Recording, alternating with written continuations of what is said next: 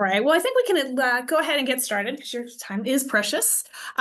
So we're going to be talking, or I'm going to be talking today about Math STEM Week and our design challenge that we have from the Museum of Science that's available for Math STEM Week in October. And my name is Carrie Baldwin. I'm a professional learning and outreach manager for the Youth Engineering Solutions team here at the Museum of Science in Boston. And I'm excited to be here today. I'll be facilitating. And I'm also joined with Scott, who's going to help me with things that pop up in the chat or any, hopefully no technological glitches. But Scott, if you just wanted to say hi and what you do on the team. Sure. Thank you, Carrie. My name is Scott Hodney. I'm on the sales and outreach team here at YES, so I do work with a lot of schools and districts in Massachusetts, but other areas of the country as well. Certainly, if you do have questions about our unit kits, I know this Math STEM Challenge is more of a specific activity that we have for this week that Carrie will go through. But if you do have questions, I will be monitoring the chat. I'll put my name and contact in there as well if anyone wants it. But if you do have questions about specific units or just anything really regarding YES, I'd be someone you could reach out to. All right. So I hope you enjoy the presentation today, and I look forward to hearing as well as I'll be doing this activity at a few events in the coming weeks.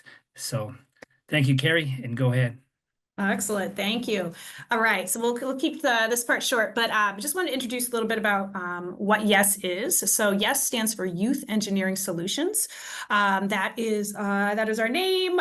We were formerly known as EIE, Engineering is Elementary. We been around for about 20 years.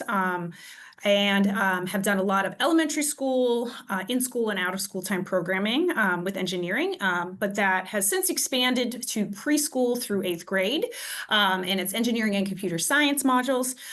So there, you hopefully will hear us by our new name, but all of the products that we used to have are part of the YES community now, and we're based out of the Museum of Science in Boston. All right, I'll talk more about that. The main thing to know, though, about the YES materials is we'll share these resources for Math STEM Week, but we'll also be sharing some information about our free curricular resources so that you have access to them and your colleagues, friends, and folks around the country have access to them as well. Okay, all right. So our goal today is that in this time together, under an hour, that you'll have a chance to learn what the Engineering Bandages Challenge is, and what it includes and how it works, how to access and use the free YES Math STEM Week resources for implementation, and have some information about how to set up some of the testing stations, including our model cut cups, which you will see momentarily. All right. So I think just the way this is set up, we have for our agenda today, we're going to talk quickly about why we engineer and why doing engineering with students is so beneficial and so important. We're going to talk about the Engineering Bandages Design Challenge, structure and resources, talk a little bit about materials and prep, including the model cuff. And then we're going to talk a little bit also about YES resources, some of the additional YES resources, have time for questions. And also we have a very short survey that we would love you to stay and just quickly click through at the end. So we'll try to use your time really well. If you have questions, there will be a section just for questions where have a chance folks can put stuff in the chat, or you can raise your hand if I can take you off mute. If there's something pressing, feel free to put it in the chat, and hopefully Scott or I will have a chance to answer that as well. All right. So we want to start with just why engineer. Why is it important? Why is it beneficial to do engineering with students? Engineering helps youth understand and improve the world around them. We are all surrounded by engineered products, engineered technologies all the time. Some of those plug in, most of them don't, but they're surrounding us, and we really want students to understand how the engineers create these objects and how they come into existence. We know that engineering increases students' motivation, their engagement, their responsibility, and their agency for learning. The fact that it's hands-on and that they're solving real-world problems is a huge motivating factor. It allows students, and students are also taking more responsibility for their own learning in these different team aspects and in these pairs. We know that engineering improves science and math achievement. When students are engineering, they're able to take their science and math concepts and really apply them in a way that they may not be able to do in their classroom every day. And so it has a chance to really go deeper and help them improve their math and science achievement as well. It helps expose students to STEM careers. Students who do engineering activities and engineering units have more exposure to the different types of careers that are out there, and it sparks an interest. And it promotes educational access. So engineering is a great place where, there may be a student who, as a former teacher myself, you have some impressions about what, they are currently really good at and where their challenges are, or what they're good at right now, what they're not. And I think engineering is definitely a place that can open up a lot of possibilities and promote ways students are learning because it's just structured in such a different way than sort of the day-to-day lessons in a lot of classrooms. And it really allows students to shine and be seen as leaders among their peers too. All right, so we're going to talk the engineering design process that we use for guests and that we'll use in this engineering design process. Engineers use a structured process to solve problems. It's an iterative process. It cycles over and over and over again. There's different names for the different steps, depending on whose curriculum you're looking at. But these are the basic steps, and they're all very similar. And it's the idea that engineers try something over and over again and go through these steps to improve what they're working on, because it's never perfect the first time. So we have the ask step, where youth define the problem. They learn about their criteria, their constraints, they consider the needs of their users, and they get an early chance to explore their materials. The imagine step is where they're brainstorming as many solutions and designs as possible. They always have a step, there's a step where they do it independently first and then together. Planning is where you're taking the ideas of several different team members and putting them together to get the best thing possible. Create is when you're putting those ideas and you're actually building a model or a prototype that you can then test. And during the testing, you're going to see what's working and what's not working, and have a chance to improve as well. So put that and go back through, we call it the improve cycle as well. So that's how we define it. But again, if there's an engineering design process that you use in your classroom or in your space, feel free to obviously use that as well. All right, so I realize this is a very long website here, but if you, and I'll show this again several times, but if you go to the MOS website, the general museum website, if you do a search for Museum of Science and Math STEM Week, this event and the resources will pop up. Again, I'll put this back up again during the session as much as possible, but you'll have a chance. It's just mos.org/events/Math STEM Week. So I have a lot of screenshots. I thought that might be easier. So when you get to that page, you're going to see that it says Engineering Bandages, and it's the 2025 Math STEM Week Engineering Design Challenge. And it's sort of where you land. It talks about the challenge. And then it has, if you scroll down, you'll see the challenge outline and the activity resources. So the challenge outline, our best estimates here are that, so basically what this is a smaller version of a unit that we do in the elementary out of school space, elementary enrichment space called Engineering Bandages. And it's been shrunk down so that it is as compact as possible so that students can do it in under an hour. Normally it's, it takes 2 to 3 hours usually when you're going through the unit, or many 45-minute periods.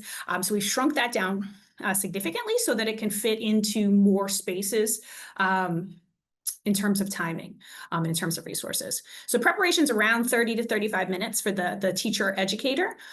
Mainly we'll talk more about that, mainly like ripping tape pieces and getting things set up. There's an introduction for students. It's about 15 minutes, an exploration of Engineering Bandages, about 35, and then the wrap-up's about 10. So again, the idea is that it takes under an hour for students to do it. And you can see on the right, there's all of the resources that you can download. And I'll show you a picture of those, but you'll see all those as links to the resources that are free for download as you are preparing. me see if I have my pictures here. Some of those are the Mass STEM Week, the activity guide or the educator guide. It's in the top left corner. That's the free to download. You can download the PDF, you can print it. Then we have materials glossaries, a materials glossary that we use in all of our engineering units. And those materials glossaries help make sure that every student knows what the materials are that are available, what the name of that is, and what it looks like. I will say for this one, there are some things that look very similar to each other, and I'll talk about some tips for keeping track of those and helping students keep track. There's an optional worksheet that you can download to help students plan, their design. There's an engineering design process poster that you can download. There's our design challenge poster that shows Mateo and Tomas, and then our obstacle cards. And again, these are all things that when you go to our website, you can download and save to your device. Other thing on there that's not a thing, but it is a thing, is the interactive Kahoot. That's something that we partnered with our outreach team. And so that's a cool alternative I'll talk about at the end too. All right, so we'll talk about our engineering bandages challenge. Cut. All right, so in this, students are basically, so in this challenge, students are working in pairs. It's designed for elementary school students. It can work for lower elementary all the way up to upper elementary. And they're designing a bandage that keeps a model cut clean. Youth are applying the bandage to a model cut, and I'll show you what that looks like. And then they're completing an obstacle course to test how well their bandage works. So they work together in pairs to imagine, plan, and create their own bandage using the materials. And they have a chance to share their engineering design with each other. All right, this is a close-up of the activity guide that you can download. Again, it has the activity outline, including the optional Kahoot quiz.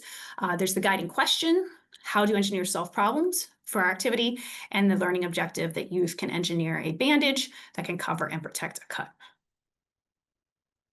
Okay, again, it's available for download. All right, so once you're in the teacher guide or the activity guide, I kind of blew these up, but there's a list of digital resources that are available. Again, so the digital resources that are available are the teacher slides. So they are Google Slides that you can download to your device, and then you can add to them, alter them, do whatever you want, as well as this optional Kahoot quiz. Print materials are listed. Again, those are all available for download for free. And then the physical materials, this is the part that looks scary, but hopefully I can show you some pictures and it won't be as scary. They're designed to be common things that tend to be around or are low cost to purchase or collect from others. So the physical materials that are listed in the teacher guide, it's hand soap. We'll talk about what that's for, dish soap or hand soap, towels or paper towels, a permanent marker, these testing stations. It says soil. It's basically potting soil, some aluminum trays, some rulers, some stacking objects. In the middle, it's a model cut cuff. This one is green. I'll talk to you about how to build that. A piece of wax paper, that's for each pair. So it divides it up by what's for the whole group, what's for each pair, and then what do you put on the materials table? And that's where students come and collect what they're going to build with. And so I'll show you some pictures of that because I was spending some time yesterday trying to figure out, how much space do I need? What does this look like?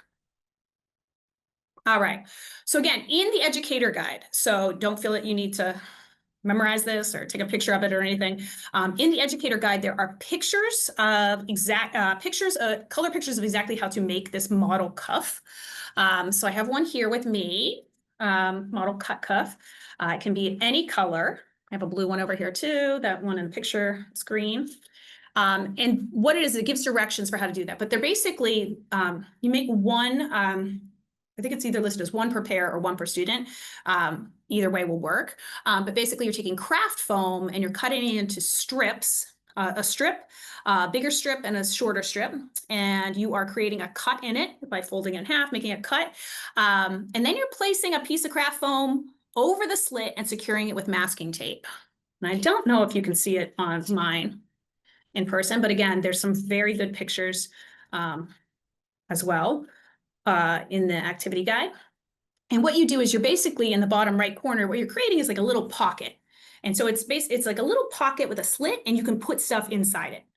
And so what's going to happen is what you're doing is you're creating these ahead of time for your students. So you want to measure them so they fit around your hand, and then you can make them, if you have large hands, you can make them smaller to fit better on students' hands.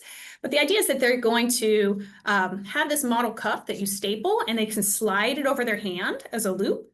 And then in the activity, right before they're ready to test, you can take dish soap. I usually put it inside of a little plastic cup and add several drops of dish soap into the slit. And it describes that's how we're creating a model cut on someone's skin. And then the dish soap is representing blood and that we have in there. Because of course we don't want to use real hands. And then you're also, it talks about saving the foam scraps. So you can also, we don't want to waste anything. So the foam scraps you actually are going to use for the imagine step. Again, this is in the slides. This is in the activity guide. You don't need to worry about memorizing it. It can help out with it.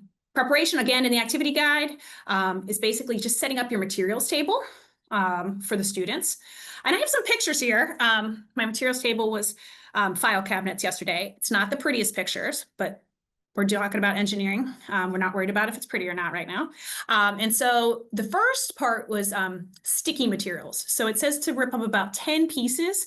So they're working in pairs. So if everybody used everything, maybe you need 12 pieces of everything. But basically what you're doing is you're giving students choice. So this is all happening beforehand. You're giving students choice. The preparation is listed out. And what they can choose from for the sticky materials for their bandage is cellophane or clear tape. We call it Scotch tape, but it's patented. And so we have cellophane tape, masking tape, painter's tape. There's some close-ups of those because it was kind of hard to see. And then there's also surgical tape, labels. So they're on paper right now, but labels, sticky labels, and gauze. And so that's one thing that is set up, and those are all materials that students can use. You want to do that ahead of time where they're cut up and ready to go. You'll also notice I have, I ended up putting post-it notes there, and then also putting a sign that said sticky materials. I think that's helpful. That's just a little tip. Things look really similar, especially when you get to things like, again, students have a glossary, but like they may not be familiar with painter's tape or masking tape or cellophane tape and the differences there. And certainly when you get into something like surgical tape and gauze, they're like they're white bandages. So I think just I'd highly recommend labeling them or marking them in some way as well. If you need to for your students.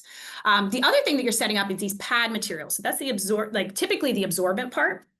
And so those choices that are listed are cheesecloth, aluminum foil, cotton balls, cotton fabric, and gauze. And they're all cut up into, except for the cotton balls, 2 inch by 2 inch pieces that students can gather and test.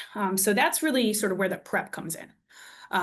Again, that's described in there, but I ended up also just for extra, I like to label things. I think, again, it's helpful for students. If you want to, this one's a little more clear, but again, there's gauze and cheesecloth, and they're both white, and they look different close up, but definitely something that's worth labeling or marking. All right. The other thing that you do ahead of time is you set up these testing stations, and it's basically just aluminum trays. And I took some pictures of them, but you have these areas. It's described if you have a class of 24 or 24 students, you set up 4 testing stations, and each testing station has 3 obstacles. You can vary that depending on how many students you have and how quickly they move through things. When we do them in a professional development setting, obviously it's adults, but we only have 2 set up. So it sort of really depends how many students you have. But you're going to be, so you set them up. The first one will be for the tower stacking. It looks like this. It's basically a bunch of objects in a tray, a bunch of rulers that kids can pull out because they're going to measure with them and assign. You'll set up a jumping jack station. Again, this is a little extra, like with the X's, but basically they need a space to do some jumping jacks or some sort of like exercise with their arms. And then an obstacle, which is just potting soil, about a ½ cup inside of an aluminum tray. And there's, again, you'll see the directions there. So that's a lot of like the prep. I just kind of wanted to cover that. I want to now talk about what is the actual challenge so that this gets put into context. All right, so This is too much text, but basically students are going to be working in pairs. So you know your students best. So we know that collaborative work is incredibly important, and we also know it's maximized when students feel like they're accepted and respected by their teammates. So again, they are designed to work in pairs, but I would say definitely no more than 3 students together. But you know your social dynamics of your students best. So consider that when you're forming your team. Form teams with a variety of skill sets so they can support each other. Also make sure that they rotate roles. It is a shorter activity, so it's, but switching roles is very helpful. We know some students adopt kind of passive roles and have fewer opportunities to engage, especially when it comes to STEM. So consider that when you're making teams. And also they're going to be communicating with each other. So take that into consideration too, in terms of students' languages and work styles. All right, so we're going to jump into the ask step. So the first part of the engineering design process is ask. And in the ask step, the youth are defining the problem, identifying the requirements for the design, and learning about how their choices might be limited. Also, typically, this ask phase is when they're considering the needs of their users and they're exploring materials. So the first part of this is all like in the ask phase with students. So we introduce it. This is a slide that students see. And this slide is talking about, today you'll be engineers and make something that solves a problem. Have you ever heard of the word engineer? So we can just do this verbally. If you want to put this up in text, you can too. Have you ever heard of the word engineer? Do you know anyone who's an engineer? What do you think engineers do? So that's the first thing that's going to happen. And then we introduce the word engineer. And the way we define engineer is an engineer is a person who thoughtfully uses a process to design something to solve a problem. So we have a vocabulary card. That's how we define engineer. And then we introduce the problem. So in the problem, this is our engineering bandages poster. In this activity, they're working to solve a problem involving a cut. So we have Matteo and Tomas, and they're playing in the room when Matteo cuts his hand. So you can see Matteo holding his hand out. And Tomas goes to get a bandage, but the box is empty. And so because they don't have any more bandages, Matteo and Tomas decide to engineer their own. Matteo does not like to wear bandages. They always fall off when he's playing and his cut gets dirty. So you can see that thought cloud in his head. He's like, oh man, this is gonna get dirty and fall off. Tomas thinks they can engineer a better bandage that will stay on when they play and keep his cut clean. So that's the engineering poster there. So we ask students, what's the problem? What problems do you have with bandages? What do Matteo and Tomas decide to do? And then we introduce the word model, and the idea that a model is something we can use or explore that acts like the real thing. And so a model, in this case, we are going to have a model cut. We don't want a real cut. We're going to have a model cut, and we're going to make a model bandage for that cut. And engineers use models all the time before they create formal design, and that's what students will do in this activity. All right, so there's again a picture of the cut cup that will be able to show students, and we'll be able to show them early in the unit, like physically, because you'll have them made. But this isn't actually, this is the model cut. It's going to slide over your hand on your palm, and I'm going to fill it with this liquid. It goes through that. I'm going to fill this with liquid. It's dish soap. It's going to represent blood, and we're going to test to see how well our bandages keep our cut clean as well. All right, and then at that point, that's when you're introducing the engineering design process to students and what it is. If you want, there is an engineering chant that you can definitely do with students. I'm going to bypass that for today, just in the interest of time, but it's fun. So especially if you have younger students, there's engineering chant. It's also an engineering song on our website as well. All right, so the next thing the students are going to do is they're going to imagine.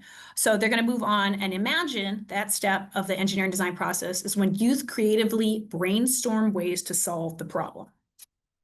So again, I made this slide. It's too much text, but what students are going to do is they're going to work with their partner to imagine, plan, and create and test a bandage. And so you show them the materials table. and the available materials, and then let them know that you're going to assign pairs and pass out the materials glossary. So it's just showing them where the materials table is, letting them know they're going to be working with which partner they're going to be working with, and assigning those pairs and giving them a piece of the scrap foam. There's sentence frames. So we know that working together and coming up with a plan can be hard, or imagining a plan. So they're sort of imagining with each other, coming up with some ideas. And so these are some sentence frames or sentence stems that students can use, and you can introduce, if you're having a hard time kind of communicating with each other, kind of deciding, not even deciding, but thinking about what you might want to do. Students move on to the plan stage. In the plan stage of the engineering design process, you share and select their best idea, and they generate one design per group. Typically, they're sketching their plan and listing their materials. So we do have an optional sheet that you can download where students can work with their partner. They decide on one bandage design. What sticky material are you going to use? What pad material are you going to use? How big is it going to be? So they can use words and pictures to design that. Then there's some more sentence frames as they're working together, especially if they have, are trying to work through like, which ideas should we do? Should we combine our ideas together? Should we keep them separate?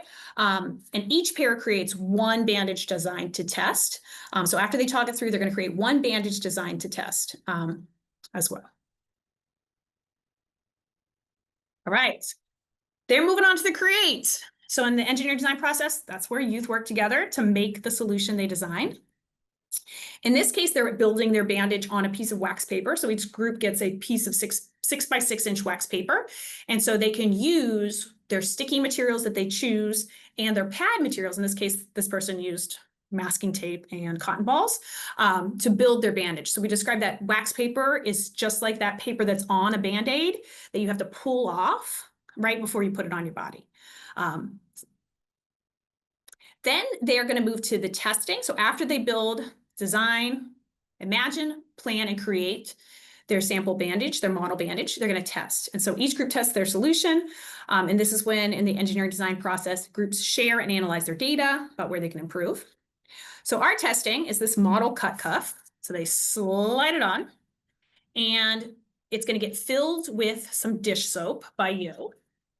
When they're ready to go. So what we do is we explain before we put in the dish soap, we explain what their different obstacles are. And so obstacle one is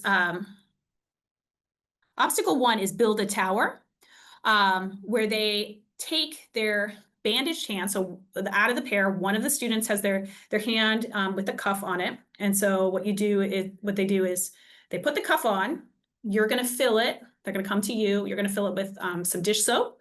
And then they're immediately going to put their model Band-Aid on it and press it down so it's covered. And then the first obstacle they do is where they build a tower using at least 3 different materials. They have just a bunch of stuff in front of them at the station. And they use one hand, their bandaged hand, to build a tower that's 6 inches or taller. And so we have rulers there. You can also use a piece of cardstock or an index card if you want to do that. Then they do jumping jacks. And that's where they X's around the floor and just to spread them out.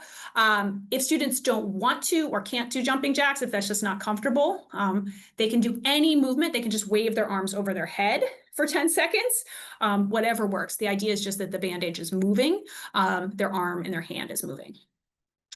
And then the third station, which they definitely should do last because it gets the messiest. And we want to make sure that they go through the other stations first and the bandage isn't compromised. They place their hand in the soil and they move it around. So they basically put their hand in the soil and move it around and count to 10. When they're done, they brush the dirt off their hands. So it's less of a mess. You're welcome. It's not listed there, but if you want to have like wet wipes or something there, you're welcome to do that too. It's just dry soil. All right, it's a picture of some of our students creating them. And then the improve cycle in any of these is where groups improve their design by going through another iteration of the process. So they're going to go through and they're going to test their bandages and they may realize, it worked, it didn't work. So they're going to talk about that. You're going to ask them, you're going to ask as a class, and they're going to talk to their partner, does your bandage work the way you planned? What parts are not working? What parts are working well? How could you improve your design? what do you think these changes will improve about your bandage? And they get a chance to talk about and rank sort of their first design. So the idea of like, yeah, it fell right off. It didn't perform. Our first try didn't work that well. It fell right off. Here's what I think we could do. Maybe it stayed on, but our model cut got dirty. And so here's something we could do. Or maybe it stayed on and kept the model cut clean. So either, it's working and it's working well. Is there something we want to change and try out as well? Engineers always are making something work better. They're always encountering failure, and it's important for them to flip that failure. And it's important for us to say, it's your first, it's the first time. And so they have a chance to look at each other's designs and think about what do the designs have in common. So they do a gallery walk of each other's designs and their plans, and they have a chance to see, here's what the designs have in common. Do any of these designs surprise you? Is there any idea that you want to try out? Because engineers share ideas all the time and work together to share the best ideas. So is there something that you want to try? And then giving them the chance to try again to try to improve their bandage. And that's something that they definitely enjoy doing. There's all kinds of extensions that you can do as well. Beyond that, in terms of decorating the bandage and doing different things as well, once it works well. At the end, there's some option for a Kahoot, which is what is biomedical engineering. So learning about that field. There's also the complete engineering bandages unit. So that complete engineering bandages unit that's available for download, I'll show you on our website, especially if you like this activity and you want to do the whole thing or you want to expand it. That's on our website for free download, the curricula, and then also information about the kits. I'll put this back up. Again, this is all on the MOS website. We know that engineering gives the students the opportunity to learn from others. It fosters a sense of accomplishment. We know that it helps students consider diverse approaches and evaluate who a solution is working for. When students embrace the failure, the role of failure and iteration, when they persist through it, when they persist through and learn from unsuccessful attempts, we know that that's a mindset that needs to be taught and cultivated in all areas of life. Engineering is a place where that can happen naturally. And we know that students need to work on and practice social emotional skills. And when they're able to share ideas and data and designs in their teams and in class discussions, we know that students benefit and learn from each other, and they learn those vital collaboration and negotiation skills that we know we want to teach them and help support them in developing. So I'm going to go to our YES website in just a second. Again, I want to put up the Mass STEM Week again. So if you just go to the MOS website, Museum of Science website, or type in Museum of Science Boston, Mass STEM Week, this will pop up. And again, that'll take you right to these particular resources.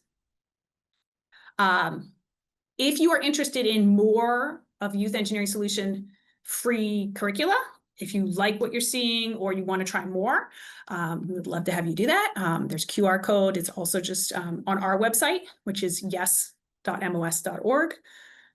When you go there, you can see more information about us. Who are we? What's the curricula? What's professional learning? It has all of our curricula from the past 20 years up there for We Engineer, which is the preschool, all the way up through 8th grade. There's STEM careers on there. There's going to be STEM nights information. There's STEM enrichment resources. You can choose all of those. Professional learning, we have a workshop for anybody who's local in the Boston or Boston area. We have an in-person training on Saturday morning on our engineering upcycled toys, which is an enrichment unit. We also have our STEM Leader Institute. It's a 2-day elementary institute for elementary school teachers and leaders on our elementary school curricula.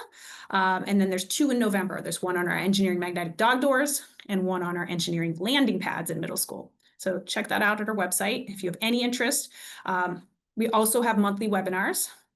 And the next monthly webinar is talking about tips from educators who have used the YES curricula, tips on how they have been implementing it in their classroom, how they keep track of all the things, because they're the experts. if you want to follow us on anything, that's a great place to see what the new curricula is. We're releasing new curricula all the time. All of that is at yes@MOS, so you can find us. Scott, I know was going to put in, you're going to put in your, and I'll try to do that as well, put in your email.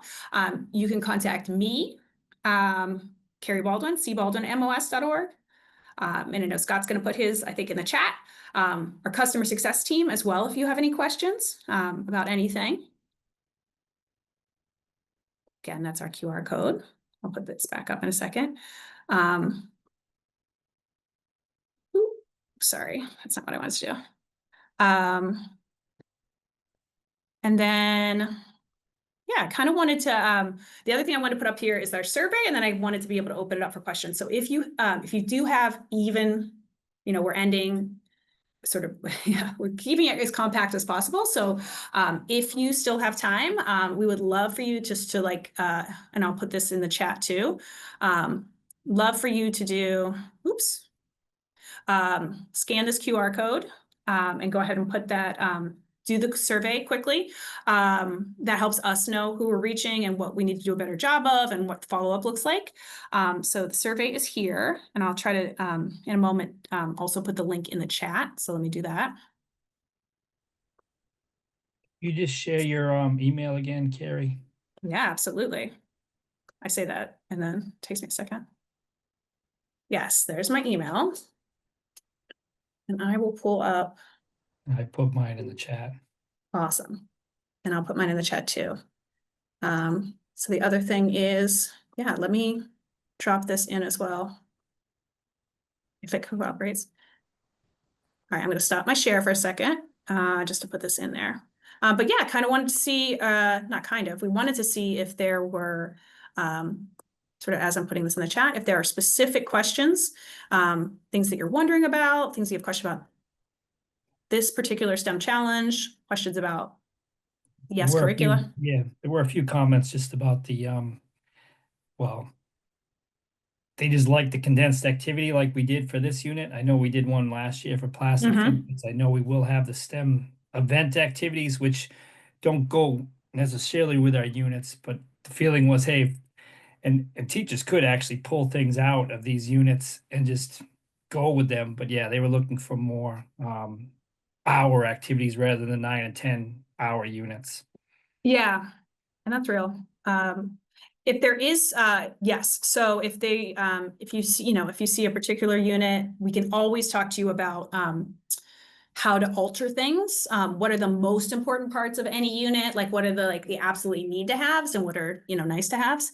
I love, oh, nice, the plastic filters. The other thing is when you, and I'll put it back up, when you go to the STEM week, the website at MOS, they also have the past ones. So that plastic filters condensed version from last year and the ones I think from the 2 years before that as well are also on there. As well. So you can, if you keep scrolling down, you can see those as well. Let's see. Anything else, Scott, that's popping up? Oh, how would you dye the dish soap? Oh, I had the same question. I see on here, would you dye the dish soap with red food coloring to simulate blood?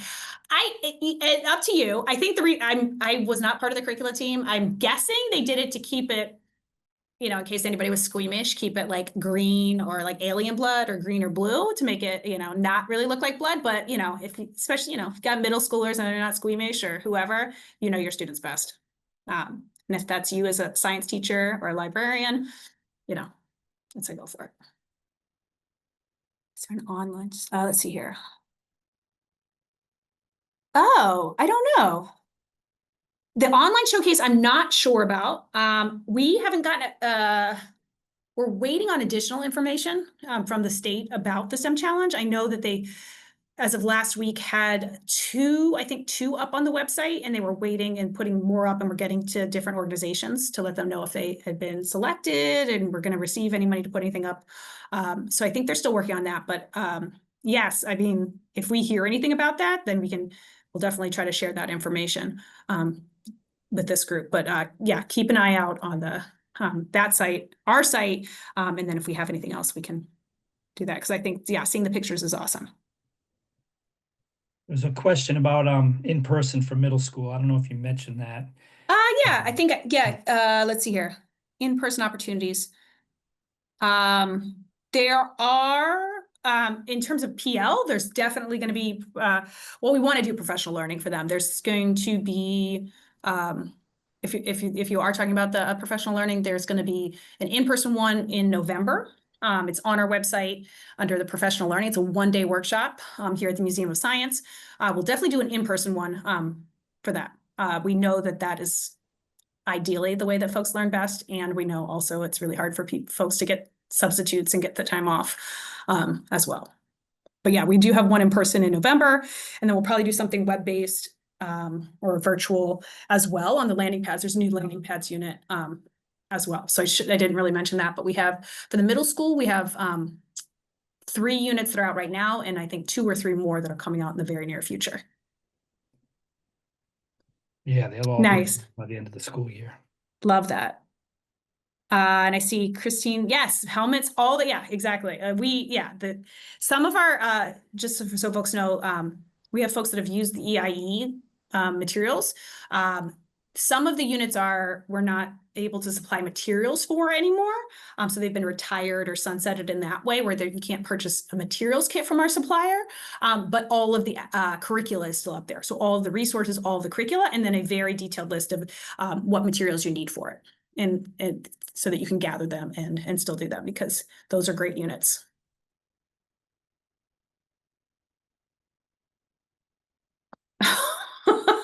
Yes, we were just talking about vision extenders. Yes, so one of the units coming out, in case folks are interested, again, keep an eye if you do any sort of LinkedIn or Facebook. We're always sharing on there what our new units are, and also opportunities to sign up to be a pilot teacher, which sounds like what Christine did. Yes, we have teachers that are apply to be pilot teachers for our units, and they get the materials for free, and they're an enormous help in trying things out and giving us very detailed feedback about what's working, what's not.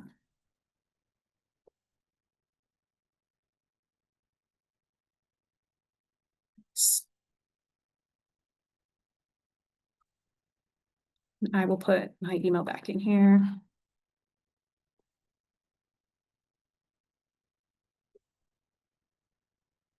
Anything else? I have not done a great job of looking to see. Yeah, I didn't see any other questions there. Okay. Well, please, oh, how many projects? That is a great question. Yeah, how many projects do you do? It's just one unit at a time, and they have it depending on if it's an elementary unit, an out-of-school time unit, or an enrichment unit, or a middle school unit. I think if you are interested and you want us to pass on your name or connect you with the person who sets up the pilots, they can give you a lot more detailed information about exactly how much time it is.